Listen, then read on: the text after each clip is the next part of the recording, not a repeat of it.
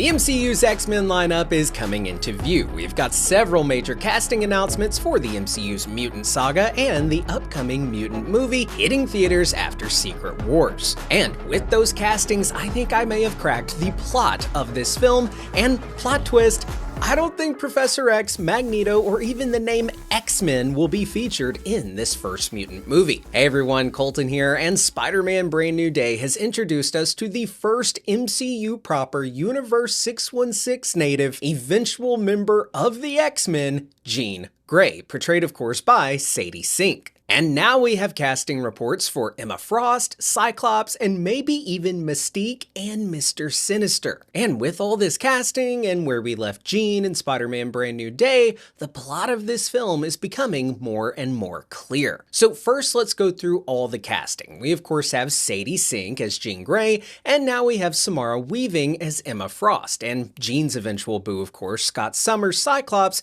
he will be played by Kit Connors. Now both of these castings are great. They totally fit the roles. I know some were pulling for Cooper Hoffman to play Cyclops, but I'm actually holding out hope that we'll see Cooper play Hank McCoy's Beast. Anyway, let's start with Emma Frost, right? So Emma Frost and the Hellfire Club, they're kind of inseparable because that is where Emma Frost first rose to prominence in the Marvel Comics. Now, you might remember seeing both her and the Hellfire Club featured in X-Men First Class. So like to the general public in universe of the Marvel Comics, the Hellfire Club is known as like one of the most exclusive social clubs in the world, a place where billionaires and politicians, royalty, CEOs, and the global elite gather behind closed doors. But that's really just a cover. You see, in secret, the Hellfire Club is like this shadow organization that uses its money and its political influence and connections to manipulate world events from behind the scenes. So I could certainly see the MCU version of the Hellfire Club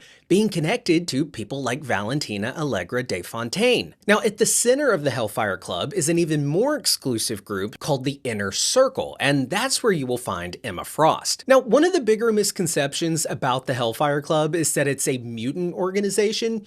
It's really not. The Hellfire Club, it doesn't care whether you're a human or a mutant. It really only cares whether you're powerful. That could entail being rich and therefore very influential, or you could possess an incredibly useful mutant ability such as mind control, and they will view you as valuable to their group. Now, if you are not of use to them, then you are expendable. Their loyalty, it is not to mutant kind, it is to power itself, whether that be power through money or the ability to fly. Now, Emma Frost, she was a little different. Well, she did absolutely embrace the Hellfire Club's philosophy of influence and leverage, and she was first introduced as an antagonist. She also genuinely believes that mutants need to become stronger to survive in a world that hates and fears them. And that is why in the comics we have seen her mentor young mutants, similar to Xavier's School for Gifted Youngsters. She even at one point has a team of young mutants called the Hellions, which may very well be the direction they take this first mutant movie before they introduce the X-Men. Okay, so I tell you all of that because it's important to have that context as we get into what I think is going to be the plot. So keep all of that in mind for later in the video. All right, so then we have Cyclops, right? And surely we all know Cyclops, right? He's a lead in X-Men 97. James Marsden played the character in the original X-Men films, and he is now back playing him again in Avengers Doomsday. Scott Summers, Cyclops, he is Xavier's star pupil, and he is the leader of the X-Men. He also, of course, has a romantic relationship with Jean Grey, and in later comics, a romantic relationship with Emma Frost. So it totally makes sense that he is going to have a role in this upcoming movie, and I'm very happy with the casting of Kit Connors as well as Samara Weaving for Emma Frost. Now, the other two castings that have been kicking around the trades but have yet to be featured in like a Variety or a Hollywood Reporter are Adam Driver of Star Wars fame and of course Indy Navarrete from Obsession. Now, initial reports were that Driver was cast as Magneto, which isn't bad casting at all. I could totally see that. But then there was also talk of him actually having been cast as a different villain, Mr. Sinister. Mr. Sinister, who I think will most certainly be the MCU X-Men's first big bad and who has a very narrative-based reason to be here, a reason that was set up in Spider-Man Brand New Day. Again, we'll get to that here shortly. Now, Navarrete from Obsession, she of course has skyrocketed in fame following the immense success of Obsession, and she has certainly got a stack of scripts waiting for her to sign onto. Now, we know that she has indeed met with Marvel, and she recently stated that a cool character to play would be Mystique. Alright, so with all that out of the way, here is what I think we have got coming in the MCU's X-Men movie that I don't actually think will be an X-Men movie in name. I think this movie is going to be called something like The Mutants or even The New Mutants. It doesn't matter. I'm just really certain that it won't be called X-Men. Maybe they'll have X-Men like in the subtitle, like Mutants, X-Men Rising, or something. No, that's silly, but you get my point. So I think Sadie Sink's Jean Grey is of course going to be the lead of the film, and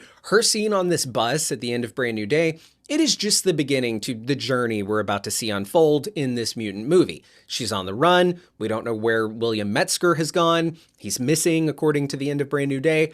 We don't know the status of the DODC, the Department of Damage Control. We do know that they tried to scrub a bunch of files, but as we learned from Detective DeWolf, Black Widow is now helping to comb through those files, and in those files are probably some really disturbing things, such as the DODC's mutant experimentation and how they have been tracking mutants like Jean for some time, under the radar, nabbing up innocent kids with powers and torturing them to try and understand and steal that power, like with Jean. And I think it's likely that Mr. Sinister, a geneticist, is involved. A character who, by the way, also has a very notorious rivalry with Jean Grey and Scott Summers. Sinister, he is obsessed with the Summers bloodline. There's the whole clone thing where he clones Jean and replaces her, and then we get, into Cable, and it's a whole thing. They actually did this in X-Men 97 Season 1, so if you're interested in that story, I recommend checking that out. Or you can, of course, read the comics, but that's certainly a heavier lift in terms of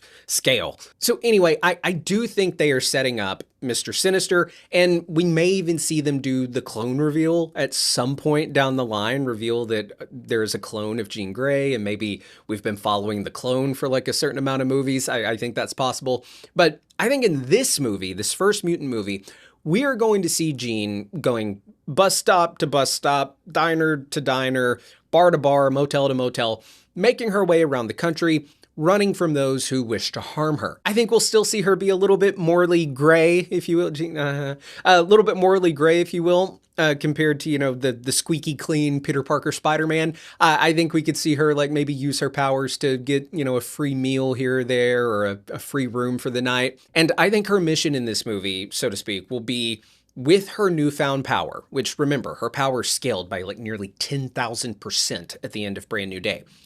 I think she'll be using her powers as her own personal Cerebro, minus the actual Cerebro, because remember, she is more powerful than Xavier, and I think she is going to use that power to find other mutants like her.